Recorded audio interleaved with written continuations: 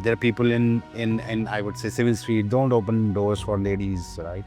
I will make sure still, it's almost 3.5 years I've been out of armed forces. I still open doors for any stranger also if she's there. And that becomes little odd at times, but that's how I've been, been trained for my 21 years. The leader can't say all of you take a break and send out emails on weekends and expect outcomes, right? So, not rewarding frantic hustling. Hustling is okay as long as there is no burnout and as long as people enjoy what they are doing and there is a clear purpose behind it. Hey, hi Sindhuja, how are you doing? Hi Vivek, I'm good. How are you? I'm good, absolutely fine. So as we interact today, I was just wondering that your journey across, corporate HR and then photojournalism, therapy. So this is a very varied experience which you have, been into, right? So what is your, how it has shaped your outlook towards DEI, right? And how has your leadership journey been?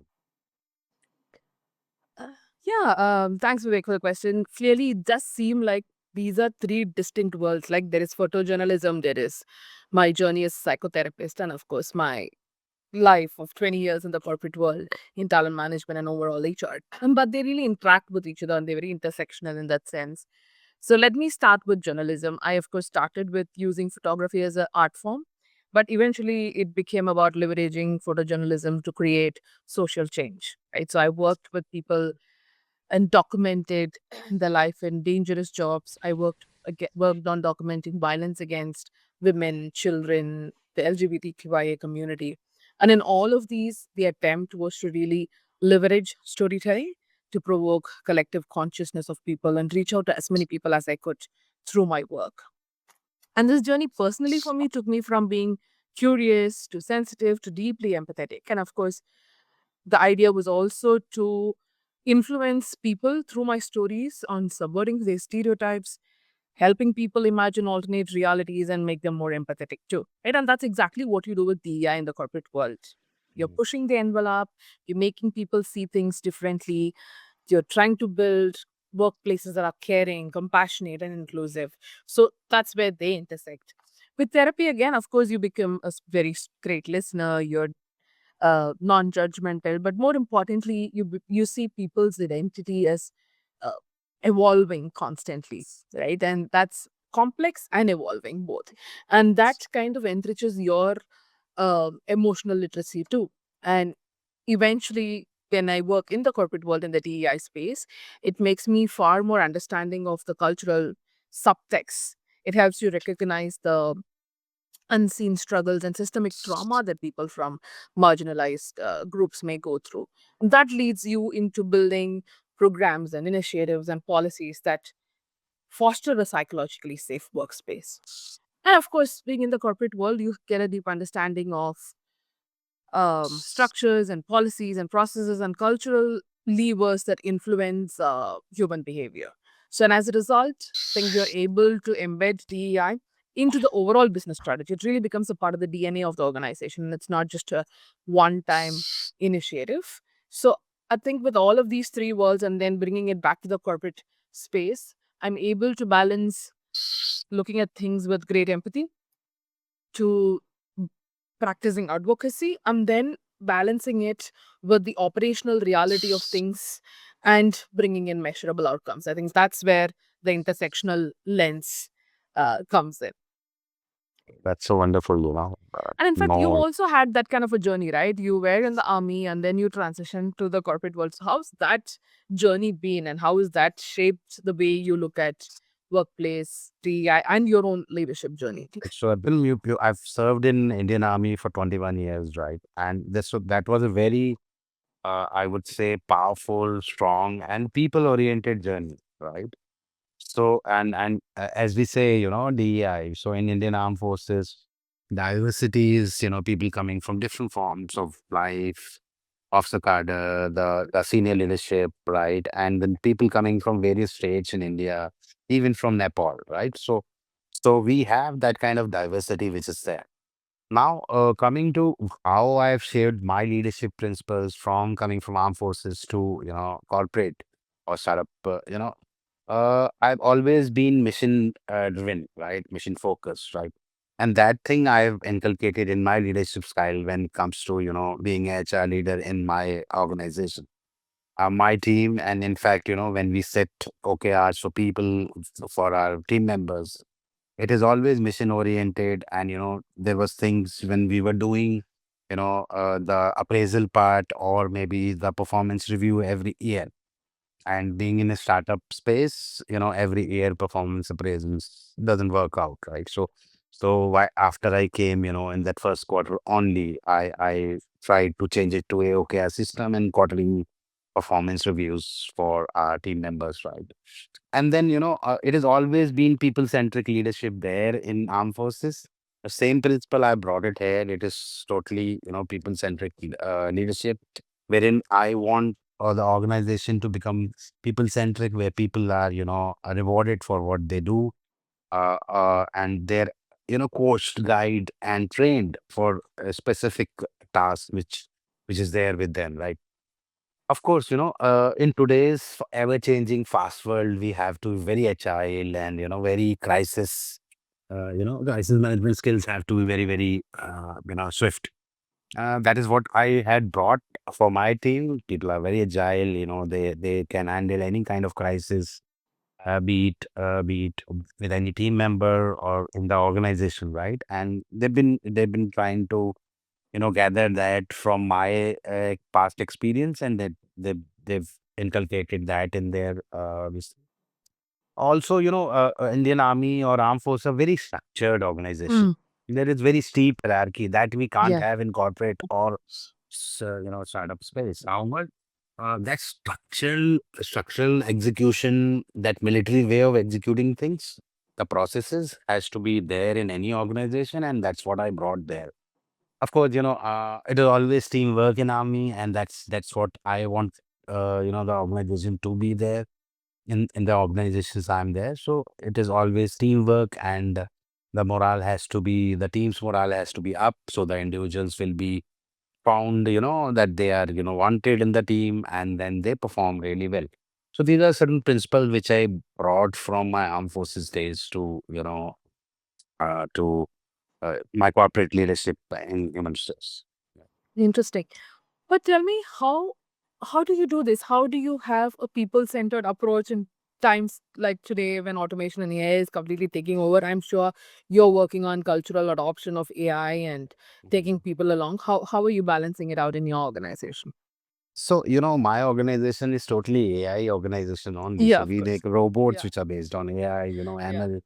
And AI is like everyday bread and butter, we breathe AI, we relax with AI. So AI is always misinterpreted, right?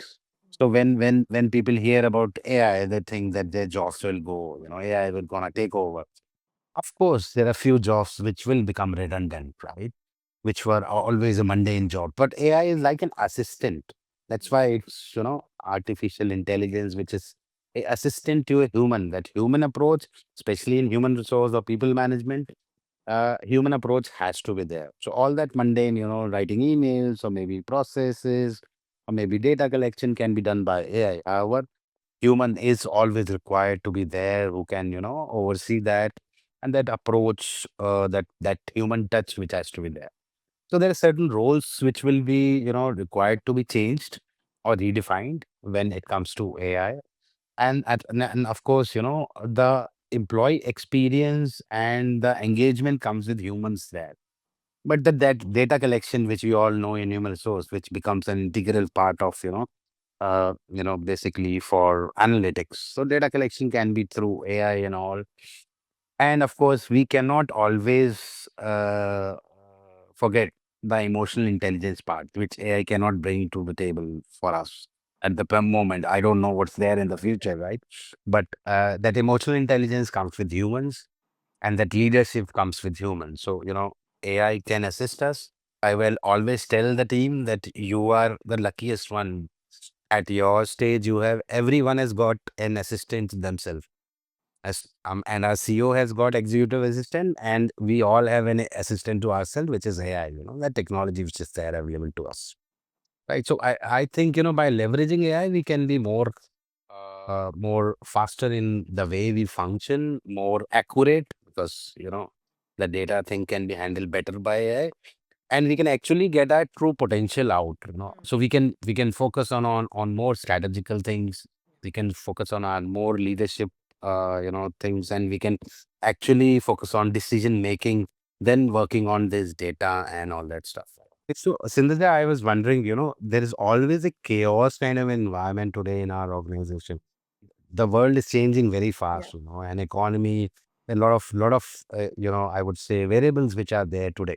So, how does clarity looks like during this chaos and innovation kind of in your startup? So, how Mm. does you bring it there? How are you leading Mm. clarity there? Let me let me share my thought around this. Clarity is not about having all the answers, right? It's about how do you constantly create alignment? How do you ensure there is momentum? How do Mhm. you bring in agility and you reduce the noise around so that your teams can thrive, right? Thrive amidst the chaos, right? Or despite the chaos. So Yeah. that's where I think you really need to go back to the first principles and establish that with your team. Why do we exist? Why are we doing what we are doing? How are we going to approach this? What are our values and how are these going to guide the decisions that we make at a time at times like this, right? And what are the Mhm. values that we will practice when nobody is watching us, right? So number one is how do you anchor to these first principles. Number two is over communicating, because when there is a lot going on, it's important for leaders to constantly talk, constantly share what's going on in their mind, and be transparent about what's working, what's not working, what's known, what's unknown, and what's in progress. What is the metric that we are chasing? What's the measurable outcome that we are looking at? And most importantly, also enable them to understand where do we need to balance between speed and quality? How do we balance between taking risks and being stable? These are questions that people are going to have when we are working towards innovation, right? So, how can we make sure that there are no assumptions that people are working on and keep clarifying where we are going? And that's where prioritization also becomes very important. If you sit an idea, you will have 100 brilliant ideas. For example, we're talking about AI, there are so many tools out there and there are so many use cases. Which one do you pick? And all of them could be good, but which one do we pick? What is mission critical? What is the nice to have, good to experiment? What are we saying yes to? What are we saying no to? And again, why we are doing what we are doing? Are we clear on the metric and the outcome that it's going to achieve? So, prioritization, even at the cost of disappointing some people and saying no to some ideas. But given all of this, you also have to create certainty and stability to some extent, right? It could be as simple as having rituals. Every morning, 5 minutes, we're going to have a sprint to talk about what's the progress. Every 2 weeks, we're going to have one-to-one conversations where we talk about everything that's going on. Clarify the boundaries between what people are working on. While we are working together, there will always be these overlaps, right? Mhm. So these rituals really help. Also sharing the parameters behind decisions that we are taking. And I think lastly, and this is again close to my heart since we're going to talk about mental health, how do we make Mhm. space and time for reflection and pausing? And how do we not burn ourselves and the team out? Correct. There could be short retros to just unpack what's going on, right? Or have a zoom out time and reorient to what's happening. And it's It important is. for the leader to role model it. The leader Yeah. can't say all of you take a break and send out emails on weekends and expect outcomes, right? So Yes. not rewarding frantic hustling. Hustling is okay as long as Correct. there is no burnout and as long as people enjoy what they're doing and there is a clear purpose behind the what. I think those are some of the important ones. So what a leader in my head should really do is be there, be present constantly, and not say, hey, the fog doesn't exist, but say, hey, how do we look through the fog? Or how do we navigate through the fog? I think that's what's helping us in our organization. Yeah, so I remember, in armed forces, we call, as you said, leader has to be a role model. Yeah. We say it like, leading from the front, right? Mm. And we as an officers are trained that way in our academy so that we can actually know all the processes, and we can lead them and guide them and mentor them. Yes, and you rightly brought out, which is like burnout, right? And any machinery or humans, if you keep running at the highest RPM, they will burn out. And you said, sending emails on weekend is very, very true. most of the leaders say that, take your time off, take a pause. They keep sending emails, and then, you are morally bound to respond if you are Yeah. if you are a sincere worker, right? Yeah. So, if so, leaders have to lead from front, and rightly brought out, Sindhuja there. Yeah, I'm guilty of doing it sometimes. So I we have all to are. We intentionally, all are. intentionally sometimes back off and say, hey, just because you're working any of the time right now doesn't mean your team Yeah. has to. Yeah.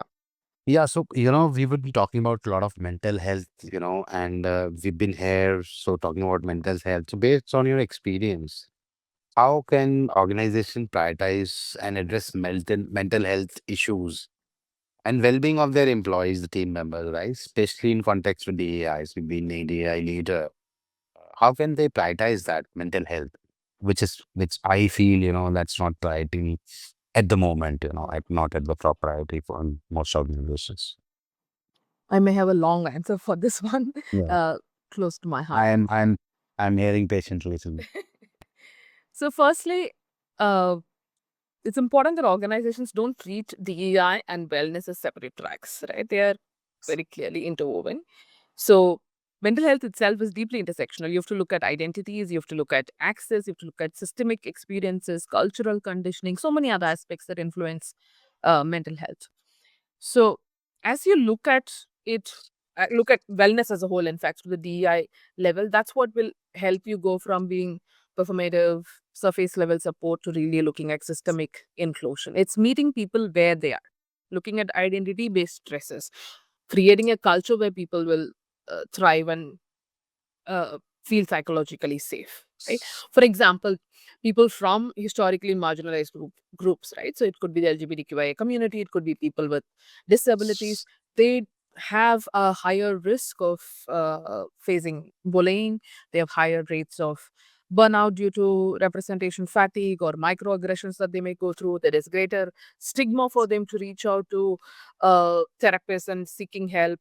So, given all of that context, how are you supporting them is a question you might want to ask.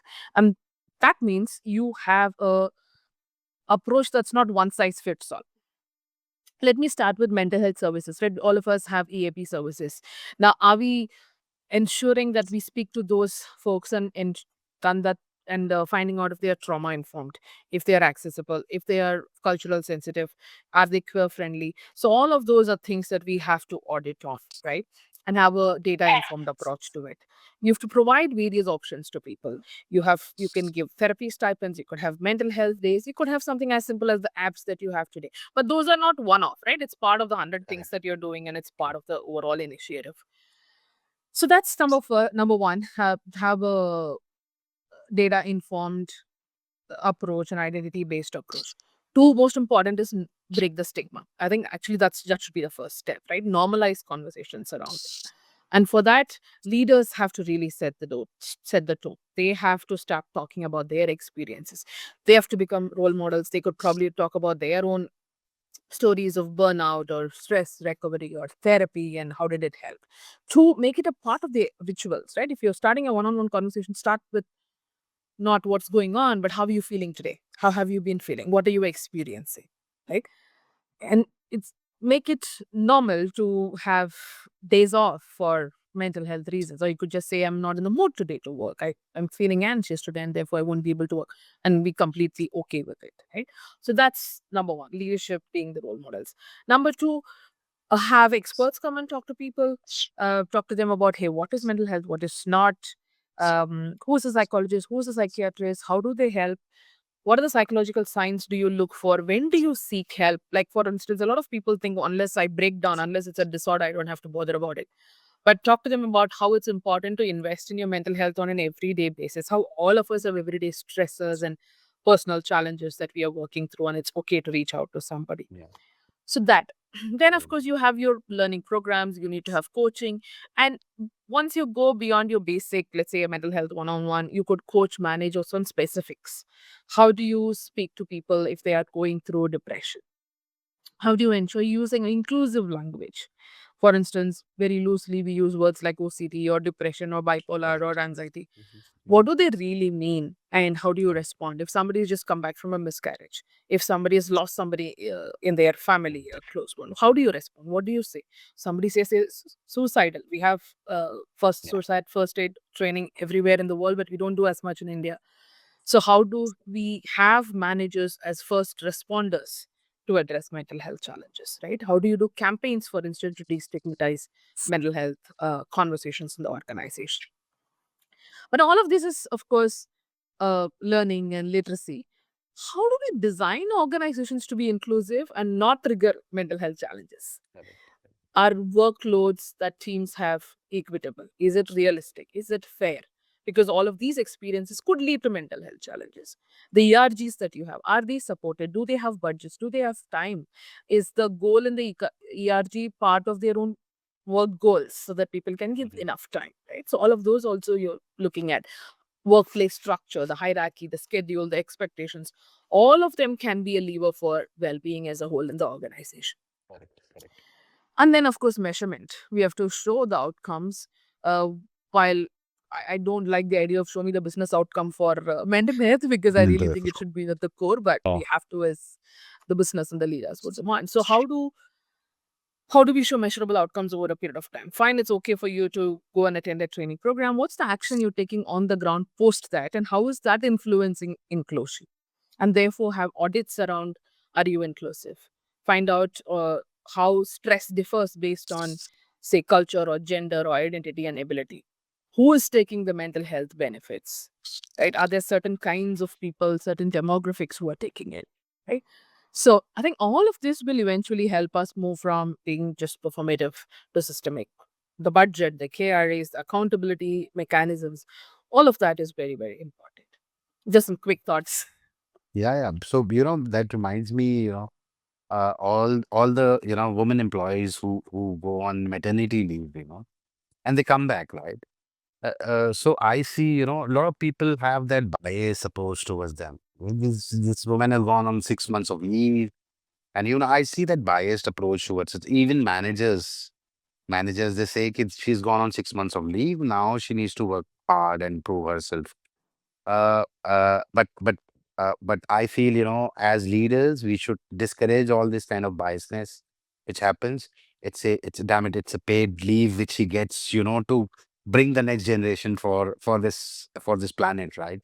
And as leaders, we should always support people who are, a little weak. And most of the women, when they come as new mothers, they're actually struggling. Maybe first time mothers are actually struggling. They don't know what's the process, what's going to happen. And they are struggling at home also with the new child. The child is learning to grow, thrive in this world.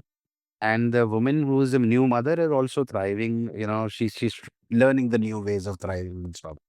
So I think as leaders at the helm of affairs, we should be always speaking about it, and it is always hush hush. It becomes, okay, we don't want to talk about it. Yeah, It's provided by government. we Yeah, don't talk yeah, about postpartum as much. We don't talk correct. about Yeah, yeah. perimenopause or menopause and even bother about that sex as we are looking at designing our DA policies. It's Hmm. very in every leadership workshop I hear women saying, I was asked, how was your vacation when they come back from maternity? Right? Yeah, and that's So that's very that's a unfortunate. very yeah, Yeah, yeah. So, it's very what's been your experience, Vivek, in terms of looking at wellness programs? How have you been able to make them effective and meaningful? Some best practices, maybe. so when I joined this organization, we already had, wellness program which are working, and in my previous organization in that. So a wellness program looks very good on paper, right? But how we can implement it better on ground is a challenge, right? And we all face it in people management or otherwise, any kind of leaders, they face this kind of a challenge. So what I feel how wellness program can be, very good working on ground, and how can execute it better than what it looks on paper or PowerPoint presentations, right? Is to have a holistic approach wherein the whole organization culture embraces that wellness program as part of their, everyday, day-to-day affair. Right?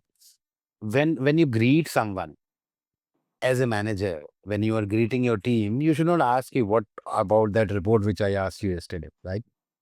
You should greet with normal things. What's happening around? How was the weekend? And are you feeling bit good? How's the weather there at your place if you have remote working environments in your teams?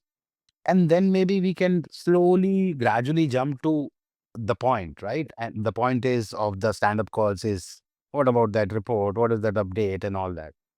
But when we take this gradual approach, when we take this human approach, I would say, not a robotic approach, we actually make our team very comfortable, as if they have less, experience. They are struggling, they are learning, they are growing in their roles, and as a leader, we should be making them very, very comfortable.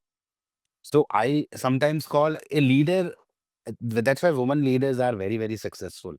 You know, and the reason is because they are mothers, right? They know how to give that warmth.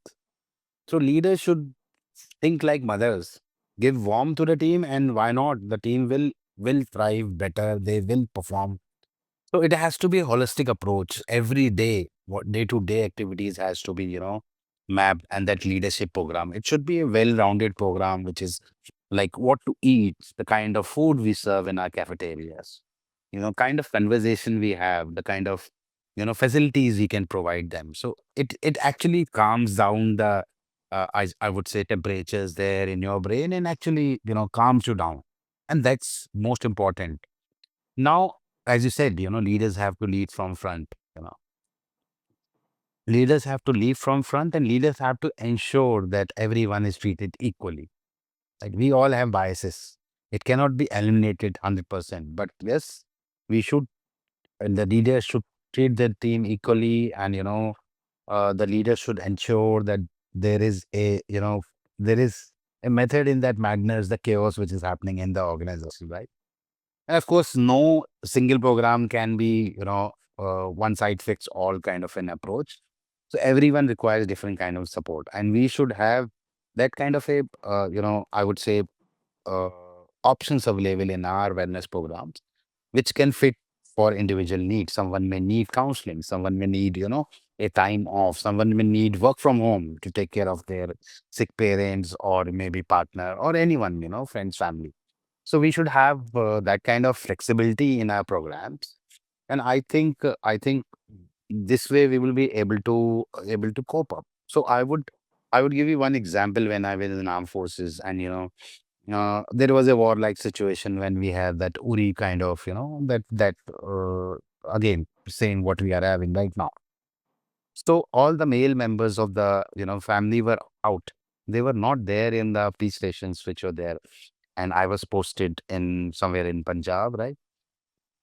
So what we started there is like we should take care what the male member used to take care in the family, right?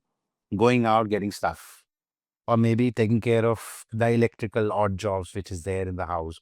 So we made sure that male member is not missed in these terms. Of course, people are missed. So we were out there for 6 months, and we ensured that these kind of facilities are available to the family members who are left behind. Maybe there is someone who's sick, so he or she is attended, the child is attended or taken to the hospital in time. So that kind of things could, holistic approach, and we could manage things really well. And there was no incident which took place. There was always, calm, composed, and they were not troubling their, soldiers who were there on their mission. So they were not calling and troubling. So today's era is, calling people on mobile and telling this is not happening, this is not happening, right? So we were able to manage those 6 months very, very quietly and peacefully, because we had that kind of support system, or, mental, I would say, assurance which you're given to them that you will be supported no matter what, right? So I think, that is one example which I wanted to bring out. This becomes very, very important. I wanted the people to understand this, or maybe the bigger picture is we have to be warm as leaders, right? Yeah, We I have to agree give with that. them You have give to them balance warmth the and give empathy the, with the outcome. yeah, absolutely, absolutely. We cannot be just, asking them for outputs. So it's not first in, first out, that not that process, one and zero. When it is, holistic view, it is about their mental wellness, it's about their physical wellness, it is about their growth, it is about their career aspirations. And they Agree look with up you. to you. Something that really annoys me, sorry I interrupted. Something Mhm. that really annoys me when somebody asks, how are you? And then does not wait for an answer. It's just a Correct. formality. And I never Yeah. answer, I'm fine, unless I'm actually fine. I always answer with, hey, I'm okay, but something is going wrong or something is going right. But I don't get the same kind of response from others. Anyway. Yeah. So it's, yeah. And the reason why I also point out the stereotype is or bias is this impacts the way policies are written, the way paternity leave is, or the way we look at adoption and paternity and fertility benefits uh, for people from the LGBTQIA community, Mhm. right? If you Correct. have Correct. two men adopting, we have to have the same equitable kind of leaves that you give for a heterosexual couple, for instance, right? Yeah, absolutely. And I'm So, with you. And India needs to really, really, really sprint on these aspects, because we still feel, I still see the policies are not designed that way. And even, sorry to say this, our governments are not doing what they can do, at a faster pace about it. This is the new normal, and we need to design ourselves for that, right? yep, Oh, absolutely. yeah. So, I was wondering, how do you ensure inclusive, environment? The inclusivity is not about, just training module, there's a inclusive training module or something. It's more about the way of, every day's routine in an organization. How do you ensure that in your organizations or in a previous organizations? Sure. I think the first expectation that we have is HR is not DEI is not HR's job. Driving inclusion is not HR or DEI team's job. It has to be everybody Everyone's. working I am agree. together. It's a shared goal. It's a shared measurable goal that every leader has to take up. And a product leader is um, asking themselves, hey, what does inclusion look like for my team? What are the things that I am doing right now and how do I have to change it to build a more psychologically safe workspace, right? And you have to reward, therefore, behaviors that are inclusive and call out those and call people who are doing it. It could be something as simple as uh, making sure that you're using inclusive language. I see a lot of people when they're hiring, they say, "Hey, I want a I want a product guy who is like this, and he should be etc. XYZ." And when I reply saying, "You mean they? You mean he or she or I say they're like, yeah, yeah, yeah. But still, I want the guy to do this. Right? So it's a very small thing, but these kind of small habits influence the way you look at inclusion. So that's number one. Inclusion is everybody's job, and we have to have that cultural shift. Two, we have to embed it in the structure and the policies. Starting from hiring till retention, look at everything that the organization is doing and question how inclusive it is. Right. And if you're looking at rituals, if there is a meeting, who is being invited to the meeting and who is not? Whose voices are heard?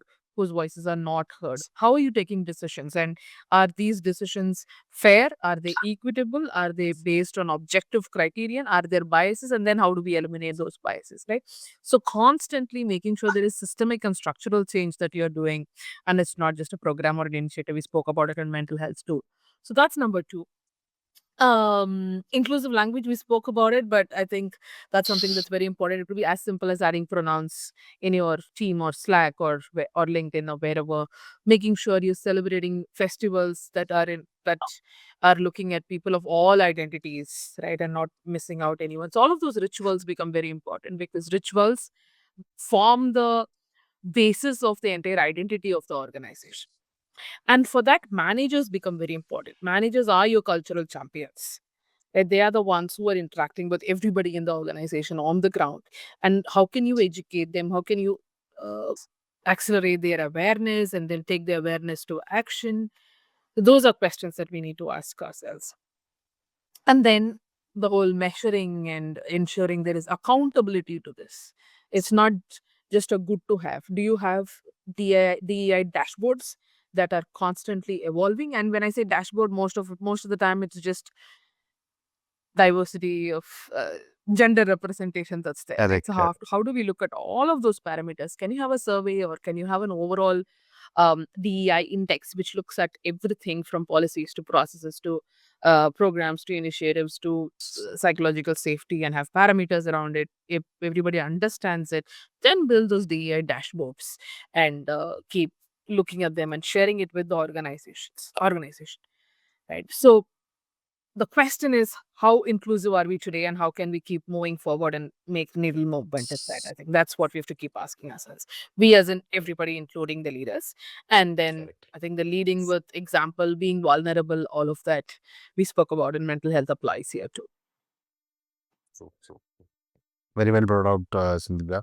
In fact, I was wondering, I was speaking to one of our managers, no names here, and he said, what about our DI?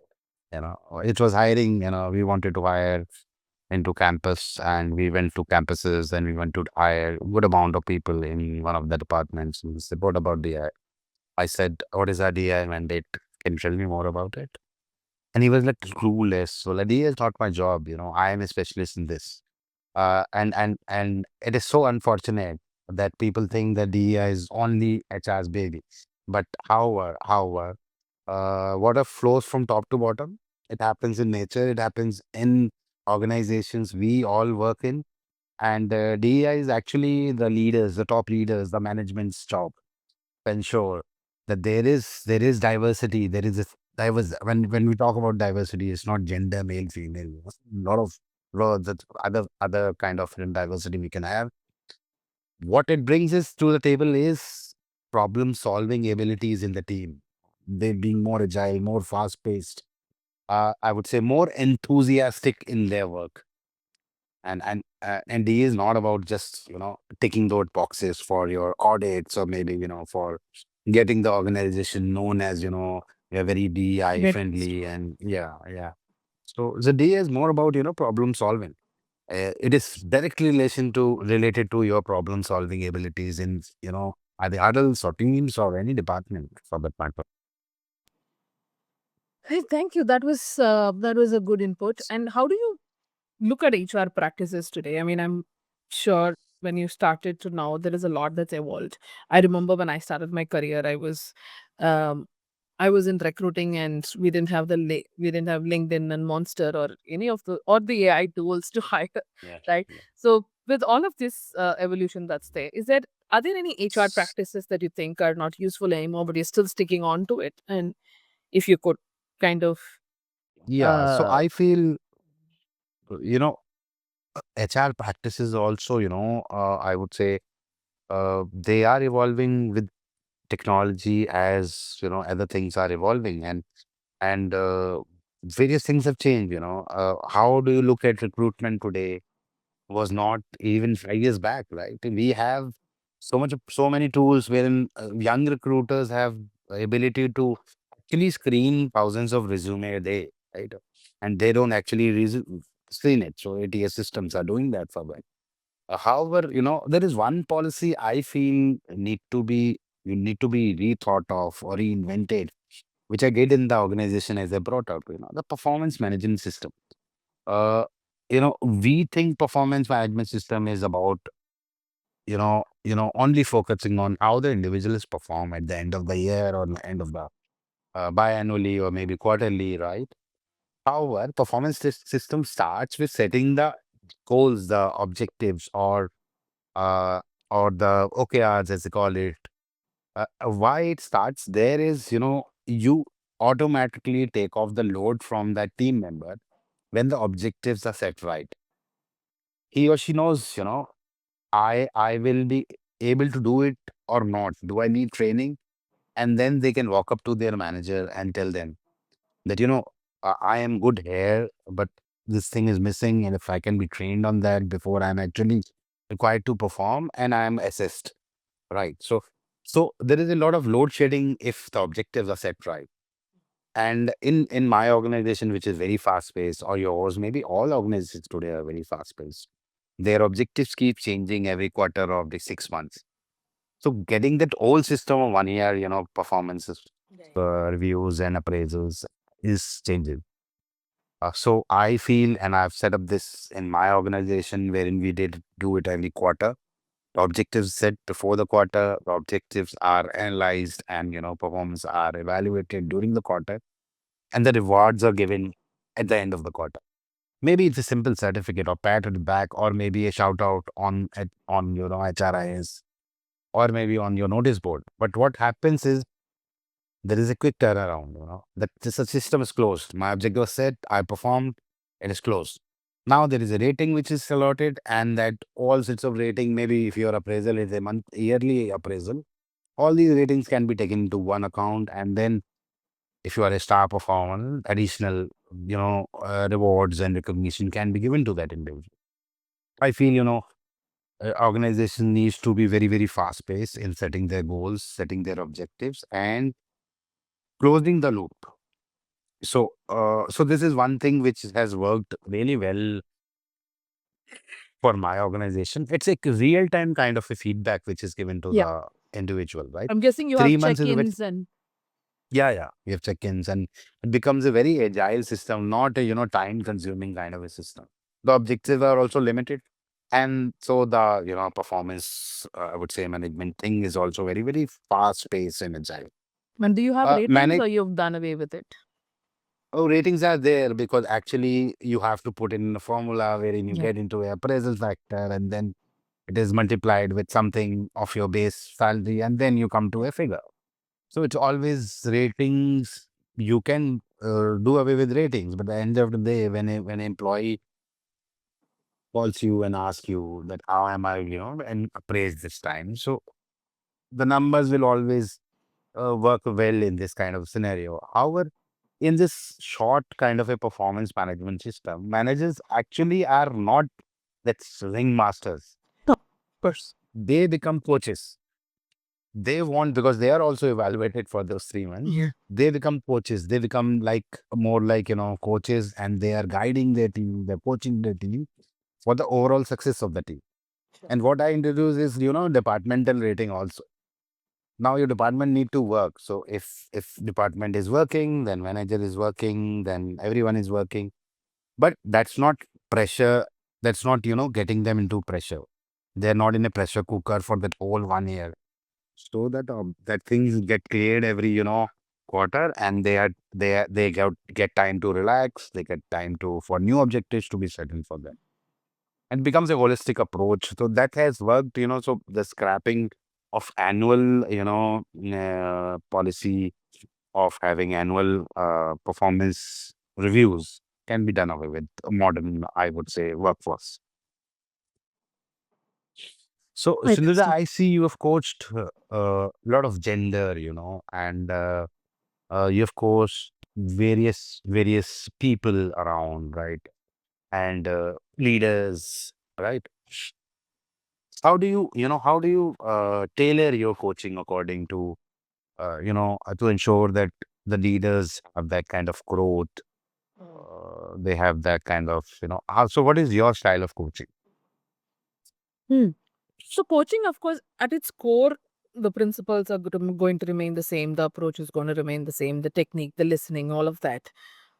But I make sure that I'm honoring the lived experiences of the people. I'm looking at the biases and the cultural conditioning that each of them come with. And then you're ensuring that you're not putting the leader into a mold, but really seeing how the leader's style and their strengths kind of fit in, right? So the first thing is I would start with having a uh, strong identity aware inquiry, right? Not assumptions. How has your identity of coming from here, of having this background, of having gone through all of this in life, shaped your leadership story? Right? That's the first question. That's the first understanding that you want to have, and you want to create that awareness for that person too. And then, how has external perspectives influenced you? What are the biases you went through? What are the challenges? What are the stereotypes? What's the kind of resilience that you've built with all of these experiences? And how has that impacted a leader's self concept? How do they look at themselves? And then the cultural, the the organization's culture and of course overall cultural conditioning in the space that they come from, how has that influenced their style and their voice and so on? So one is, looking at all of this. Two, then um find out what are the internal narratives. For instance, a lot of women, uh, I will be stereotyping if I say a lot of women. Some women may come with imposter syndrome. Somebody may say, hey, I have to be a superwoman. I have to do this. I have to be warm. I have to be multitasking. Otherwise, I'm going to fail. So understand what are the narratives that they come with and then challenge them if it's really needed. Do you have to really be a perfectionist, right? Or if you have peer leaders, then what is the kind of challenge that they have had, and how do you enable them to reconcile their professional authenticity with that of psychological safety, right? Who they are in their personal lives and how can they bring their authentic selves to work. And if they do, what are some of the challenges or risks that they perceive and how can they navigate that in organizations? We have very few people from the LGBT community at the top who are out, Mhm. who are willing to role model and what influences their choices. Right. And then being able to balance the impact that the leader brings from a strategic growth point of view and their personal success or personal aspirations. How do you kind of balance these? I think these are the questions that I would look at. And therefore, what's important is you're customizing the growth path. You're personalizing these conversations. There is no one size fits all the same phrase, right? So you are saying how do you kind of fit, not fit. How do you shape, how do you, what's the word, how do you enable them to be successful the way they are and not fit Mhm. into a mold? And for a coach also, I think you are acting as an ally, right? So you have your own privileges from based on where you are coming from. So even if you're sharing feedback, you're coming from a place of challenging them, you ask them permission, especially if you're talking about identity and so on, right? So you're collaborating with them, not prescribing. And I Mhm. mean, any which ways, that's the basis of coaching. But you're being far more careful and sensitive when people come from different backgrounds. So do you feel, coaching leaders are actually doing a greater good for the whole organization? When we coach leaders, does that kind of, that Absolutely. this kind of mindset trickle down to the teams as well? Absolutely. It cascades. In fact, every Mhm. manager, I feel, should be a coach themselves and have that kind of Yeah. style to, leading and managing their teams. And when the leaders at the top are role modeling the right behaviors or effective Mhm. behaviors that you expect, it's going to influence everybody in the organization.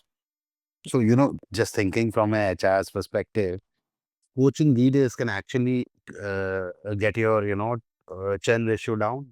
Coaching leaders can actually get your I would say retention rate higher. You can Absolutely. retain more people. Yeah. Absolutely. I mean, if you coaching the leaders is enabling them drive a high performance team, build a huge engagement, and align people with So, their goals, and align the organization expectation with personal aspirations, then the engagement is going to be high and eventually will influence how long they are with the organization, yeah. right? How So, emotionally and rationally are they committed? correct. So, why I brought this, percentages and churn ratios and all, because it is very difficult for us as leaders to actually make the top hierarchy. When it comes to coaching, when it comes to any kind of initiative, it involves certain kind of investment, right? And getting So, the buy-in for it is our biggest yeah, yeah. challenge. So if we can connect as leaders and we can project that, how coaching can get your churn ratio lower or get your I would say, people stay more in the organization, and they if they are able to understand this, I think half the battle is won. Right? Half Absolutely. the battle For is instance, there is clear research that shows if you have a transition coach for executive leaders in the first 3 months that they join an organization, or the won. first 3 months they're elevated to a C-suite role, it improves productivity, it stops infant attrition, it has a huge impact on the way the Correct. person, the executive aligns and assimilates with the organization. I mean, tell me, what's been one unconventional thing that you've done in HR? Maybe a strategy, a process, a technique, something that you've done Mhm. that's given you some surprising results, things that you didn't even expect. Absolutely. So, there is a very, very, I would say, I would like to tell the story in short. But when I joined the organization, it is a startup, adult culture, and we're looking for a lot of open positions which were not getting closed, or maybe getting closed, but there were churn ratios really high. And I realized, more so the experience part, the kind of right mindset is required to work in a startup, to work in a agriculture, to work in a organization which are very fast paced, right? So what we tried in a HR team, and with my talent acquisition team, to build a pipeline of people who have the right mindset to work in this organization. When we were in tech startup, and that too AI, ML, and all that, new tech, it's more like a laboratory than an office. You actually working on technology right in front of people. There's someone who's testing things. There is something, a robot. You're sitting, and there's a robot who's walking in front of you, and doing all that thing which they're supposed to do, right? Then and someone walks in, and he or she is looking for a corporate culture where I'll have my separate, cabin, and it will be very peaceful environment. ACs will be working really fine. There won't be any, noises which will be there and around. That's a culturally misfit, right? And I said, let's try this.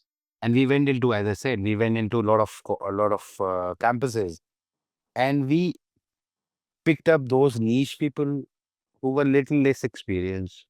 They were doing their, masters, or maybe they were doing their bachelors and was finishing that, but they have the right mindset. And how to find that right mindset? Very simple. Give them certain, I would say, psychometric test, or maybe you can ask them certain difficult questions which will lead to those answers which you are expecting out. Get that mindset out. We invested on those people initially, and it is giving us really, really good results. So now there are leadership pipelines coming from, of course, niche institutes. However, they didn't have experience. We wanted experienced chaps. So, that leadership of the organization which was there, they were little, worried how it will work out, because we'll have to train. We don't have time to train them. So we can always outsource the training part, or maybe we can huddle up for a weekend or something, and then tell them what to do, and maybe they can learn on the job, right? But this thing is giving very, very good results. And how it worked was, they could seamlessly fit into that culture, that Harvard culture. The adaptability of these people was really, really high. That's why they were chosen, and they could adapt to these kind of environment. And we looked on to the problem solving things. So in a tech startup, or in any kind of agriculture, there is a requirement of problem solving. Who can solve the problem? And these people are actually solving their problems in their departments, respective department. And of course, culture. You know, uh, every organization has got different cultures, so they can rightly fit in that culture. And the team synergy increased. They were working more like a team, with their teams, and because they were energetic, young, they could actually bring the energies up for the team, right? And what I see is they will have long-term relationship with the organization, and which everyone in HR, or maybe anyone in the department, would like long-term relationships where people can come, learn, grow, and give it back to the organization long term. So this is this. And what it also brings out is, there is a bias which is always there. This guy is coming after 15 years experience. This guy is coming after 3 years experience. There is no bias for these kids, just coming fresh from their engineering colleges, or maybe any business school. So there is no bias, and they have seamlessly gone. So this is one thing which I feel, and I have tried and tested, and worked really well for the organization, right? And maybe you would have also tried, or maybe this have been tried in the organizations, and this has worked for a lot of Yeah, people. let's look. Yeah, I surely align on the culture alignment or culture ad being one of the most important bits. correct, absolutely, it works. In fact, you are culturally allowed. You can learn anything. Yeah. Also learning is not limited to your experience level or anything. It's culturally aligned. You are mission oriented, then you can learn. Yeah, what is that one non-negotiable thing? Culture. thing in the culture in your dream workplace. So if you think of a dream workplace, what is that one non-negotiable thing which you think of in terms of culture? Very easy answer. Respect. Respect in every transaction for everyone, irrespective of who you are. I think that's a deal break. I mean, it's a deal breaker if there is respect missing in the organization, whether it is communicating critical feedback or whether it could be laying off people. Anything that you do, if it's not done with utmost respect and dignity for the other person, that's not an organization I would love to be in. Okay, great, great. So I think, respect, or maybe I would say that is the base That's the for base. any I think organization. that helps you build on everything else that we've been speaking Everything about. else. So, yeah. Yeah, absolutely, absolutely. And that brings me to, to my previous organization, the Armed Forces, wherein respect for your seniors, your peers, ladies especially, is prime important. That's the only thing which is taught. And it's sometimes odd also. There are people in I would say civil street don't open doors for ladies, right? I will make sure still, it's almost 3.5 years I've been out of armed forces. I still open doors for any stranger also if she's there. And that becomes little odd at times, but that's how I've been, That- been trained for my 21 years, right? Yeah, I can imagine. Thank you, Vivek. That was a very interesting discussion. I didn't realize it's almost an hour. Thank you.